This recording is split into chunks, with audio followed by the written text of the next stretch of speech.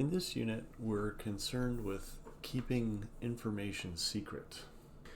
So here we have a picture of the Enigma machine. This is something that was developed for use during the Second World War by Nazi Germany.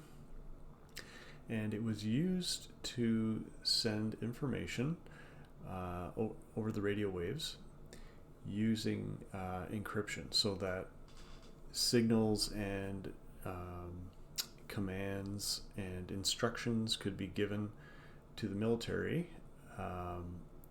and the allies, the enemy, wouldn't be able to know what they're saying. And so it works by taking a message and scrambling it, and on the other side there's a similar machine that takes the information and unscrambles it so that the message can be received. We're going to see how to do a very simple version of this. A much simpler way of scrambling messages is the Caesar cipher, and it's named after Julius Caesar, the ruler of Rome, and it was used to also to protect military information, because you had to be able to transmit messages. In this case, obviously, they weren't using radios. They would write the message on some sort of paper, and someone would have to run it over to the destination, to the recipient of that information.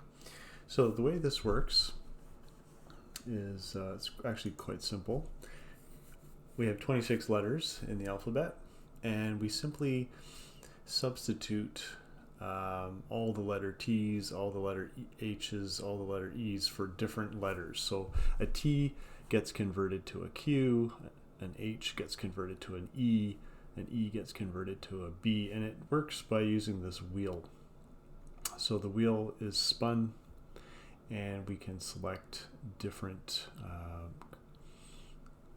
pairs of letters to convert to and from.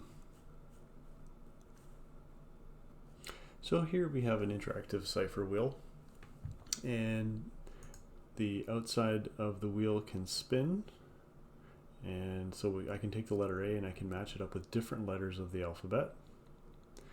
And so if I put it in the fourth position, I can see that A's will be converted to X, B will be converted to Y, and so on. Or you might choose to convert the X to an A or the Y to a B, and so on and so forth. You're going to use this method to send a message to your partner, and all you're allowed to do is simply explain what you're doing with the cipher wheel. So you're kind of you have to write the directions down, and in fact we're going to just type them out so that it's more realistic, as if we're doing this remotely. You can pretend that your partner is in another town, and we don't have the luxury of the internet or telephone or radio or anything like that, and all information has to be sent by letter. So you have to give your instructions very carefully so that the other person can understand them. Otherwise, they're not going to be able to decrypt your message and understand the message, the scrambled message that you've sent to them.